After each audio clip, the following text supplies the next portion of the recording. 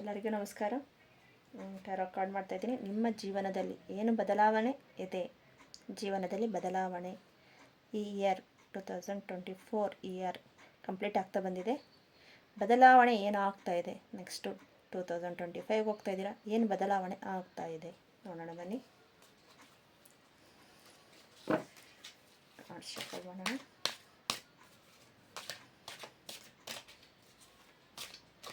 ಬದಲಾವಣೆ ಯಾವ ರೀತಿಯಲ್ಲಿ ಬದಲಾವಣೆ ತರುತ್ತಾ ಇದೆ? ಒಳ್ಳೆಯ ರೀತಿಯಲ್ಲೂ ಇಲ್ಲ, ಬೇರೆ ಯಾವ ರೀತಿಯಲ್ಲಿ ನಾವೇನು ಪಾಸಿಬಲ್ ಮಾಡ್ಕೋಬಹುದು, ಇಲ್ಲ ಪಾಸಿಬಲ್ ಆಗ್ತಾ ಇದೆ ನಮಗೆ ಗೊತ್ತಾಗ್ತಾ ಇಲ್ಲ ಅನ್ನೋದು ನೋಡೋಣ ಬನ್ನಿ.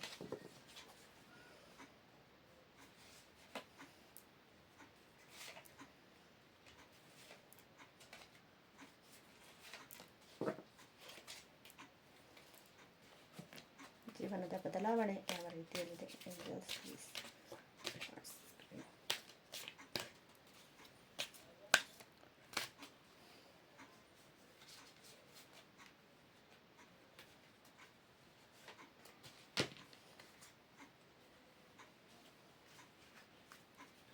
ಜೀವನದ ಬದಲಾವಣೆ ಯಾವ ರೀತಿಯಲ್ಲಿ ಸಾಗುತ್ತಿದೆ?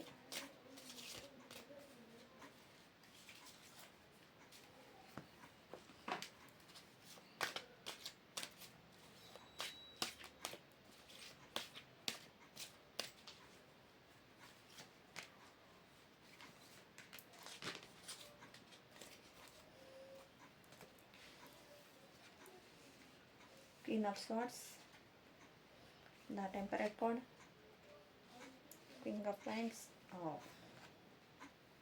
King of Swords.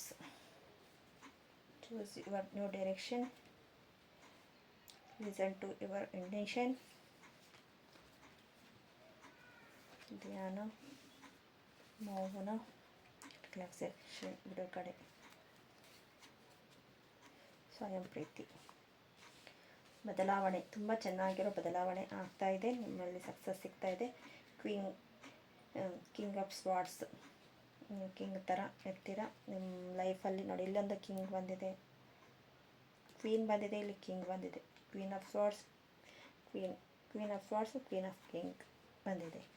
ಇಷ್ಟು ದಿನ ಇರೋ ನಿಮ್ಮ ಲೈಫಲ್ಲಿರೋ ಕಷ್ಟ ಇರ್ಬೋದು, ಇಲ್ಲ ಮನಿ ಪ್ರಾಬ್ಲಮ್, ರಿಲೇಷನ್ಸ್ ಏನೇ ಇರಬಹುದು, ಅದನ್ನೆಲ್ಲ ಕ್ಲಿಯರೆನ್ಸ್ ಮಾಡಿ ನೀವು ಒಬ್ಬ ರಾಣಿ ಥರ ಇರ್ತೀರ, ಇಲ್ಲ ರಾಜ ಥರನೂ ಇರ್ತೀರ. ಯಾರು ರಾಣಿನೋ ರಾಜ, ಅವ್ರು ಯಾರು ಇರ್ತಾರೋ ಅವ್ರಿಗೆ. ದ ಟೆಂಪರೇಚರ್ ಕಾರ್ಡ್ ಇದೆ. ಸ್ವಲ್ಪ ಇಷ್ಟು ದಿನಕ್ಕೂ ನಿಮಗೆ ಇವಾಗ ಒಂದು ಲೈಫಲ್ಲಿ ಸಕ್ಸಸ್ ಅನ್ನೋದು ಸ್ಟಾರ್ಟ್ ಆಗ್ತಾ ಇದೆ. ಒಂದಷ್ಟು ಜನಕ್ಕೆ, ಇನ್ನೊಂದಷ್ಟು ಜನಕ್ಕೆ ಹೀಲಿಂಗ್ ಬೇಕು ಅನ್ನಿಸ್ತಾ ಇದೆ. ಯಾಕಂದರೆ ತುಂಬ ಲೈಫಲ್ಲಿ ಸ್ಟ್ರಗಲ್ ಪಟ್ಟಿದ್ದಾರೆ, ಅವರಿಗೆ ಸ್ವಲ್ಪ ಹೀಲಿಂಗ್ ಅನ್ನೋದು ತಗೊಂಡ್ರೆ ಲೈಫಲ್ಲಿ ನೈಟ್ ಆಫ್ ಪ್ಯಾಂಟ್ಸ್ ಬಂದಿದೆ, ಲೈಫಲ್ಲಿ ಸಕ್ಸಸ್ ಅನ್ನೋದು ಸಿಗುತ್ತೆ. ಹಗಲು ಕನಸು ಅಂತಾರಲ್ವ, ಆ ಥರ ಮಾಡ್ದಿರ ನಮ್ಮ ಇಷ್ಟು ದಿನ ನಾನು ಮಾಡ್ತಾಯಿದ್ದೆ ಸಿಗ್ತಾ ಇಲ್ಲ ಅನ್ನೋರಿಗೆ ಸ್ವಲ್ಪ ಹೀಲಿಂಗ್ ಬೇಕು ಅಂತ ಅನ್ನಿಸ್ತಾ ಇದೆ ಸ್ವಲ್ಪ ಜನಕ್ಕೆ. ಅದು ಯಾರಿಗೆ ರಿಸನೇಟ್ ಆಗುತ್ತೋ ಅವ್ರಿಗೆ ತಗೊಳ್ಳಿ. 8 ಆಫ್ ಕಪ್ಸ್ ಬಂದಿದೆ ನೋಡಿ, 8 ಆಫ್ ಕಪ್ಸ್ ಬಂದಿದೆ. ಎಲ್ಲವನ್ನು ಬಿಟ್ಟು ನನಗೆ ಏನೂ ಬೇಡ ಅಂತ ಸುಮ್ಮನೆ ಹೋಗ್ತಾ ಇದ್ದಾರೆ. ತುಂಬ ಲೈಫಲ್ಲಿ ಜಿಗುಪ್ಸೆ ಅನ್ನೋದು, ಈ 8 ಅನ್ನೋದು ಸ್ವಲ್ಪ ಸ್ಟ್ರಗಲ್ ಅಂತ ಇತ್ತು, ಇವಾಗ 9ಗೆ ಶಿಫ್ಟ್ ಆಗ್ತಾ ಇದೆ. ಮತ್ತು ಚೂಸ್ ನ್ಯೂ ಡೈರೆಕ್ಷನ್, ನಾನು ಹೇಳಿದೆ ಅಲ್ವಾ ಸ್ವಲ್ಪ ಹೀಲಿಂಗ್ ಬೇಕಂತ. ಚೂಸ್ ದ ನ್ಯೂ ಡೈರೆಕ್ಷನ್ ಬಂದಿದೆ. ಮತ್ತು ಲಿಸನ್ ಟು ಯುವರ್ ಇಂಟೆನ್ಷನ್, ನಿಮ್ಮ ಇಂಟೆನ್ಷನ್ನ ನೀವು ಕೇಳಿ ನಿಮಗೆ ಸಕ್ಸಸ್ ಅನ್ನೋದು ಗೊತ್ತಾಗುತ್ತೆ. ಸ್ವಲ್ಪ ಧ್ಯಾನದ ಕಡೆ ಹೋಗಿ, ಜಪ, ಪ್ರಾರ್ಥನೆ ಆ ಥರ ಇದು ಮಾಡಿ, ಸ್ವಲ್ಪ ಮೌನ ಹೋಗಿರಬೇಕು ಅಂತ. ಧ್ಯಾನ, ಮೌನ ಅನ್ನೋದು ಬಂದಿದೆ. ಮೌನ ಭಾಷೆಯಲ್ಲಿ ಕಲಿಯಿರಿ. 1,000 ಪದಗಳಿಗಿಂತ ಹೆಚ್ಚು, ಮೌನ ಅನ್ನೋದು 1000 ಪದಗಳಿಗಿಂತ ಹೆಚ್ಚಾಗಿದೆ. ಬಿಡುಗಡೆ ಮಾಡಿ, ಯಾರನ್ನಾದ್ರೂ ಏನೇ ತೊಂದರೆ ಇದ್ರೂ ನಾವು ಮನಸ್ಸಲ್ಲಿ ಇಟ್ಕೊಂಡು ಇರೋದನ್ನೇ ಬಿಡುಗಡೆ ಮಾಡಿ ರಿಲ್ಯಾಕ್ಸೇಷನ್ ಸಿಗುತ್ತೆ. ಬಿಡುಗಡೆ ಮಾಡ್ದಿರ ಇದ್ರೆಗನ ನಿಮಗೆ ಕಷ್ಟ ಆಗುತ್ತೆ. ಅದೇ ಹೀಲಿಂಗ್ ಬೇಕು ಅಂತ ಹೇಳಿದೆ. ಸ್ವಲ್ಪ ಜನಕ್ಕೆ ಹೀಲಿಂಗ್ ಅನ್ನೋದು ಇಂಪಾರ್ಟೆಂಟ್ ಇದೆ. ನೋಡಿ, ಯಾರಿಗೆ ರೆಸನೇಟ್ ಆಗುತ್ತೆ ಅವ್ರದ್ದು ತಗೊಳ್ಳಿ. ಇಲ್ಲ ಮೆಡಿಟೇಷನ್ ಮಾಡಿ ಹೀಲಿಂಗ್ ಅನ್ನೋದು, ಮೆಡಿಟೇಷನಲ್ಲೂ ನಮ್ಗೆ ಎಷ್ಟೋ ಕ್ಲಿಯರೆನ್ಸ್ ಪಾಸಿಬಲ್ ಆಗುತ್ತೆ. ನೆಕ್ಸ್ಟ್ ಬಂದು ಸ್ವಯಂ ಪ್ರೀತಿ. ನಿಮ್ಮನ್ನು ನೀವು ಪ್ರೀತಿ ಮಾಡ್ಕೊಳ್ಳಿ. ನಿಮ್ಮನ್ನು ನೀವು ಪ್ರೀತಿ ಮಾಡ್ಕೊಳ್ದಿರ ಇದ್ರೆಗನ ಆಗಲ್ಲ. ಸಮೃದ್ಧಿ, ಲೈಫಲ್ಲಿ ಸಕ್ಸಸ್ ಅನ್ನೋದು ಸಮೃದ್ಧಿ, ಸಕ್ಸಸ್ ಅನ್ನೋದು ಸಿಗುತ್ತೆ. ಸಕ್ಸಸ್ ಅನ್ನೋದು ನಿಮ್ಮ ಲೈಫಲ್ಲಿ ತುಂಬ ಇದೆ. Ask your angels, ask your angels ಬಂದಿದೆ. ಸಕ್ಸಸ್ ಸಿಗುತ್ತೆ. ಬದಲಾವಣೆ ಅನ್ನೋದು ಇದೆ.